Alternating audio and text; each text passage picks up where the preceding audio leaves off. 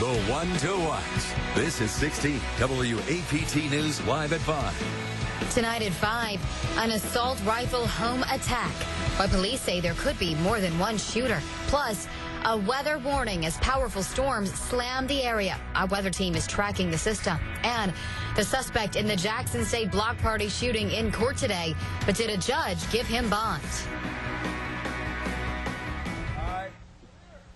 Thousands of people are without power because of the heavy winds ripping through Mississippi. We have video of several lines down across County.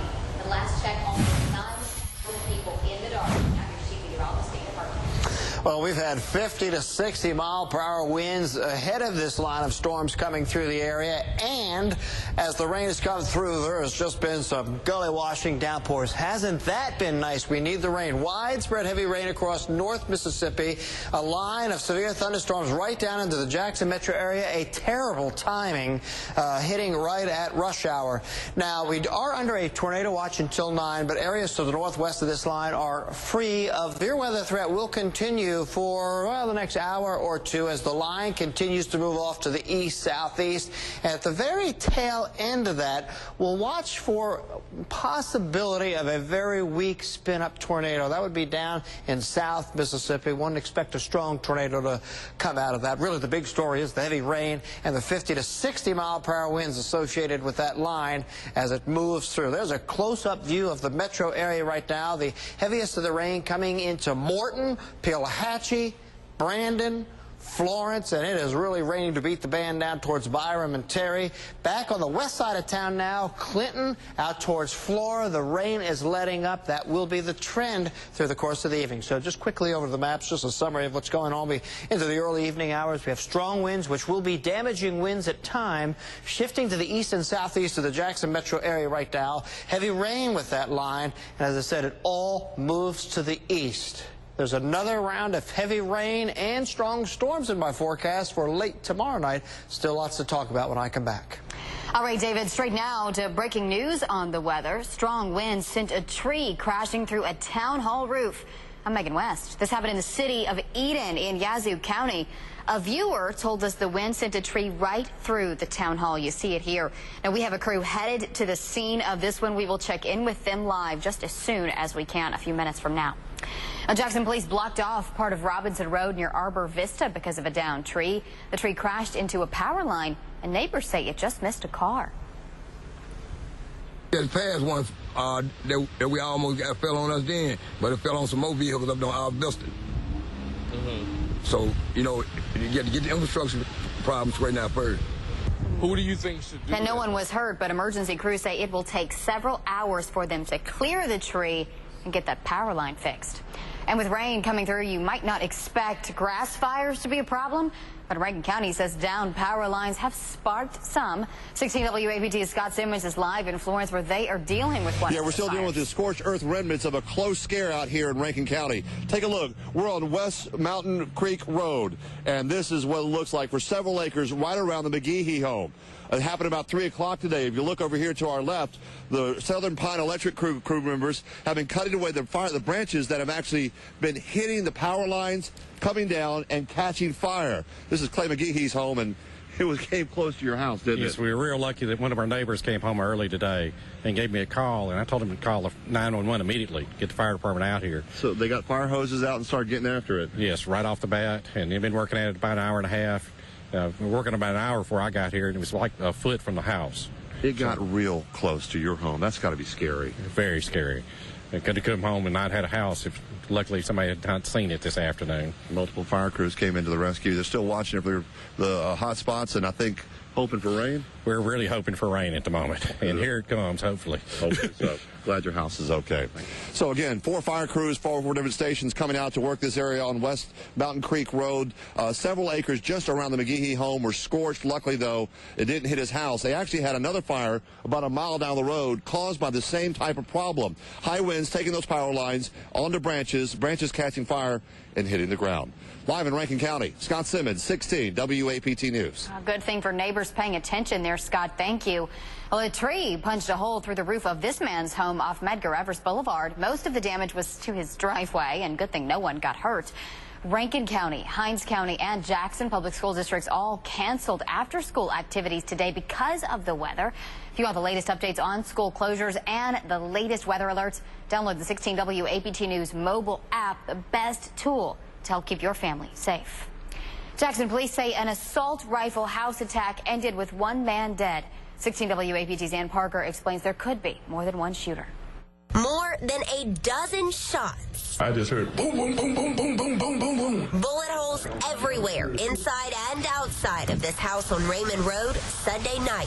Police say at least 2 men stormed the house with a pistol and an assault rifle. And that's when I walked in and cut the light on, seen him laying down, and I called his name, he didn't move. Those shooters shot and killed 25-year-old Lewis Coleman. Maurice Ware says Coleman had been at his house playing video games when it happened just after 11 o'clock. At that time, I heard something.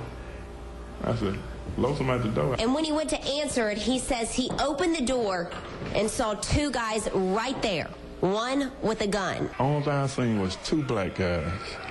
One with something like a goatee, black hat, black shirt, black pants, the other and a little short, a stocky build. When he had it just like that, I took off running. I went in the bathroom and closed the door. I was in that bathroom, and I don't care what nobody said, there is a God. I was praying. I was shaking like a leaf, just praying. Do you think they were targeting you? No. Police say Coleman died from 1 gunshot to the chest. Ware says the high-powered weapon left him shaken. But I look at those bullet holes. I don't know what kind of thing he was shooting. But they shouldn't have nothing legalized like that on the street. In Jackson, Ann Parker, 16 WAPT News. Now, Coleman leaves behind 2 children. His death is the 61st homicide in the city of Jackson this year.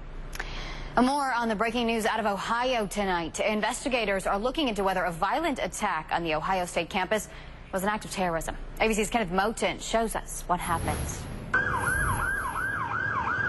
It came in as an active shooter call. Shots fired on the campus of The Ohio State University. Some people started running up. I was walking down 15th. People started running up 15th.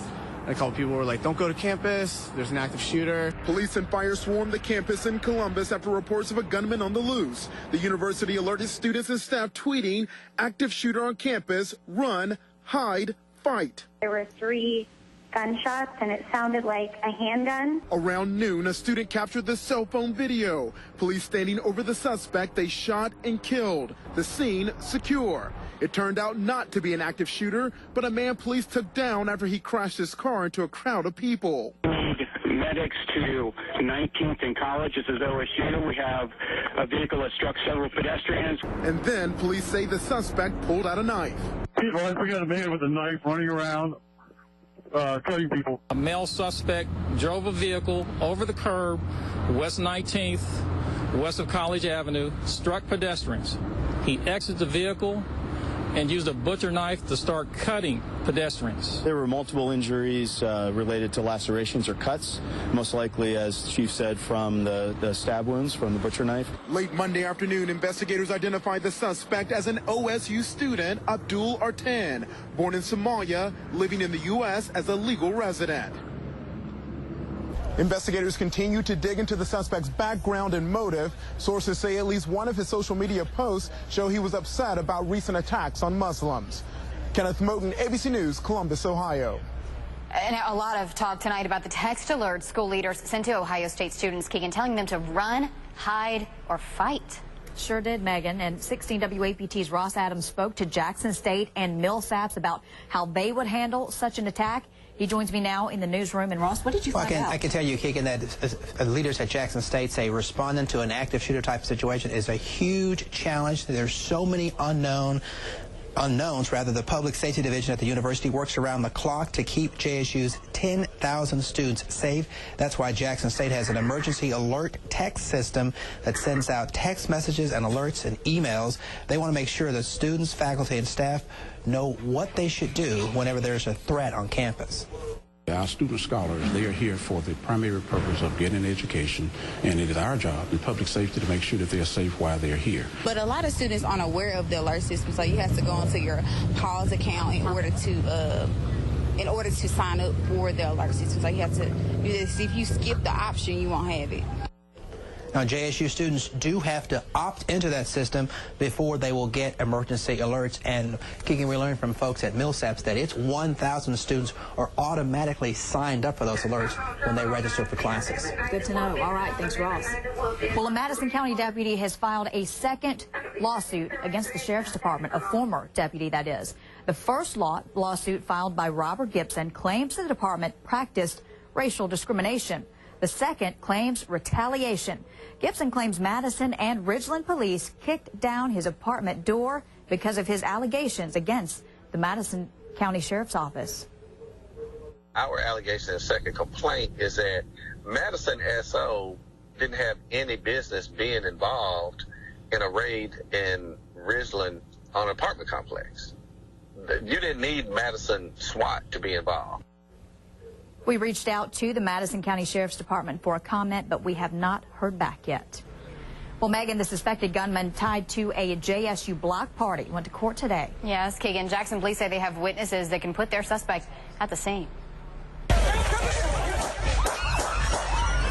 Investigators say the gunman in this cell phone video is Ryan Davis. Witnesses say he fired into the crowd, wounding 6 people. A judge gave Davis a $150,000 bond.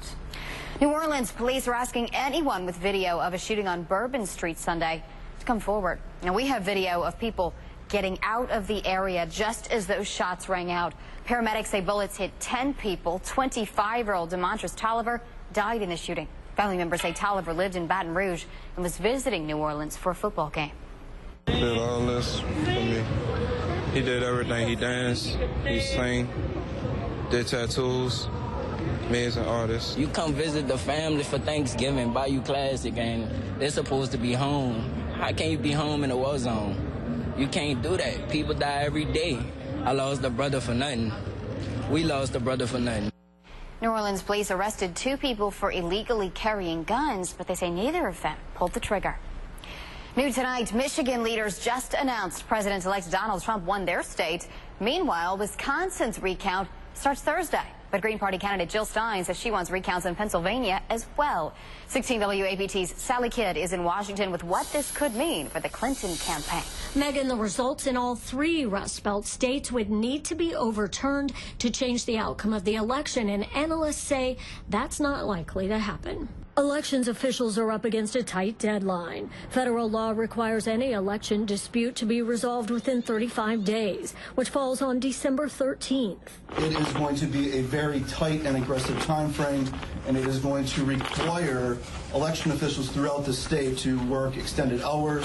President-elect Donald Trump denounced recount efforts in Wisconsin, Pennsylvania, and Michigan as ridiculous, tweeting Sunday that he not only won the Electoral College, but also the popular vote, if you deduct the millions of people who voted illegally, a claim not supported by evidence. Frankly, it's some of the more irresponsible rhetoric that you could have come out of a president-elect. It's also illogical. If Donald Trump has evidence or believes that millions of votes were cast illegally in favor of his opponent, he should be the first person asking for a recount. Mr. Trump also alleges serious voter fraud in Virginia, New Hampshire, and California. There's been no evidence produced to substantiate a claim like that? A Trump spokesman points to past charges of voter registration irregularities. The Pew Research study that said approximately 24 million, or 1 out of every 8 voter registrations in the United States, are no longer valid. FactCheck.org says while that's an accurate quote from the Pew Research study, the report does not allege that people with invalid registrations actually voted. In Washington, Sally Kidd, 16 WAPT News. JPD says a burglar smashed his way through the front door of a sausage shop. This happened around 4:30 this morning at Premier's Sausage House on Forest Hill Road. The owner says the thief made off with the safe. But before the break-in, the crook cut electricity to the building, so the surveillance cameras didn't record anything. Well, of course, we are still watching the weather moving through. Just a little while ago, this drenching downpour outside our station. Did it look like this at your house today? David, you warned us last week this was coming, I remember. Yeah, we're evolving into a wetter weather pattern, and eventually Colder. Much colder. Yeah. Hey, you know, the winds have been a factor. The rain has arrived, and look at the areas from where the rain has arrived into the west, how the winds have really backed off. This is the sustained wind. Through the afternoon, we've had sustained winds 25 to 30 with gusts to 50 to 55. So the wind speeds are coming down as the rain arrives. But I'll tell you what, not everybody in the viewing area will see heavy rain. Latest check on radar, and the severe threat is next. First-time champs, the 6A football final will send at least one Metro team home with their first ever title for their school. Plus, Cuban relations, why President-elect Trump says he is not afraid to cancel President Obama's deal with the island nation. You're watching 16 WAPT News, live at 5. All right, live look outside Hilton, Cam. We got rush hour going on. Now, at least the heaviest rain has shifted to the east of North Jackson and the Ridgeland area, but you can see the flash of lightning, which is now moving through Rankin County, and traffic. Look at that stream of lights. 52 this morning, 75 before the rain came in, and as we got to the top of the hour, up to close to 3/10 of an inch of rain. All right, let's get to live Storm Shield 16 Doppler radar right now, because there is a lot of rain to talk about. And this is much welcomed in the northern part of the state. A good soaking up there. Oh, boy, isn't that nice? And as you come down into the Jackson area, although we're seeing some heavy rainfall, the further to the east and southeast you go, the rainfall is going to taper off. In fact, the line is beginning to weaken some off to the northeast, and you can see the southern and southwestern tail end of it is beginning to lift out to the northeast, and it's leaving behind more sporadic showers. Of course, when that happens, as these showers pop up, we do watch for weak rotation. So even though the line has weakened some in southwest Mississippi, the threat of severe weather is not entirely over. Temperatures down here in the southern part of the state are still in the low 70s. Well, look at the temperature drop in Jackson. We've dropped almost 20 degrees since the rain has arrived. So from Jackson to the north and to the west, the threat of severe weather is over for the evening and will continue for a little longer off to the east. But as that heavy rain moves in and the temperature falls, it'll help stabilize things. All right, this is what you want to see, where you see yellow, 2 to 3 inches. So that comes into far northern and western parts of Hinds and Madison County, up into the Delta, where you see green, 1 to 2 inches. So a good soaking. Looks like here in the immediate Jackson metro area, 1/2 inch on the east side of town to 1 inch on the west side of town. All right. Back over to the maps now, and here is the current temperature. We're at 55 degrees. So 2 hours ago, we were at 73, 74 degrees, basking in the warm winds of gusting to 50 miles per hour. Now that the rains have kind of stabilized everything, the wind's only out of the north-northeast at 6 miles per hour. So behind the rain, temperatures in the 50s, severe weather threat over. The temperature is even down to 59 in Natchez right now.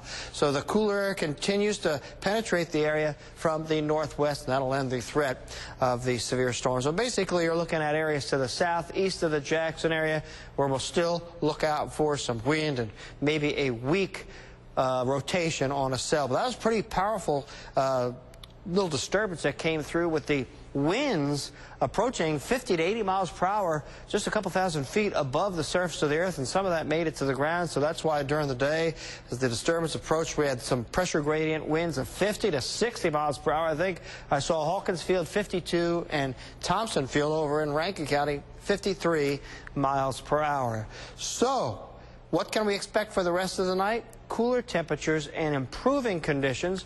Tomorrow, at least stalls across South Mississippi, and another disturbance will come through tomorrow. So we'll see showers develop in South Mississippi, spread into the central part of the state tomorrow night, and continue into early Wednesday morning. And for our southern and southeastern viewers, again, we could see some severe thunderstorms with strong wind gusts. So we'll be watching for that tomorrow night, and that'll be followed by a chilly end of the week. So downpours, some may be severe, generally east, southeast of the Jackson area. Temperature, we're going to have to lower that low temperature. We were forecasting 58, and it's dropped to 55 already. Probably hold steady for the rest of the night. 80 tomorrow. Winds will be gusty out of the south, 10 to 20, maybe some gusts up to 25. And then I guess you could say we pushed the reset button. Another round of rain and thunderstorms return to the area, and this time southeast Mississippi should get in on the heavy rainfall that they're going to miss for this evening. Bad news. Bad news, good news.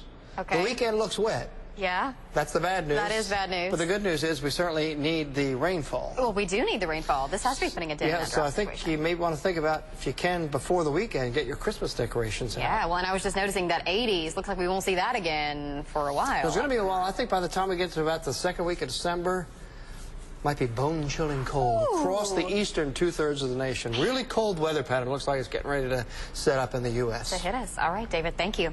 Well, it's championship week for high school football. This weather isn't necessarily good news for that. No matter who wins, one 6A school title is taking home its first ever school title. Number 1 Clinton is taking on the Pearl Pirates in Mississippi's biggest football division. This is Pearl's second year playing in 6A. Because John Perry says his team is definitely up to the challenge. We want to win. You know, 31 years ago, they didn't get to finish the deal. They got beat by Louisville that night. I remember as a ninth grader watching the game and, you know, not enjoying the way it turned out. We do have our hands full with Clinton, who's a great football team, but, man, we're going to win the game. It's about finishing it out, grinding it out for 48 more minutes, and no matter what, nobody's working on Sunday, so leave nothing on the field. Clinton and superstar Kim Akers will take on Pearl Friday night at 7 in Starkville. All of those games will be broadcast on our sister station, Me TV. You can see the full schedule right there on your screen. And hey, our own Marcus Hunter will be out there reporting on the sidelines. We'll be right back. The Charleston church shooting suspect is representing himself in his capital murder trial. Jury selection in that trial started today. Prosecutors say Dylan Roof walked into a historically black church in June of 2015, sat down for Bible study for an hour, then opened fire. 9 members of the church died. The 22-year-old is facing the death penalty. As we head to break, here's a look at stocks. You're watching 16 WAPT News. We are live at 5. All right, while the weather is improving from Jackson into the north and west, still do have the threat of some nasty winds, and tornado watch does continue for areas to our east. You can see moving across eastern Rankin County over towards Carthage, west of Meridian, even down into northern parts of Simpson County. Still some nasty storms there, and there are some showers that we're watching down in the southwestern part of the state as well. So be careful if you're headed out. Very, very careful. Wet leaves, wet roads, slippery. All right, see you right back here at the top of the hour.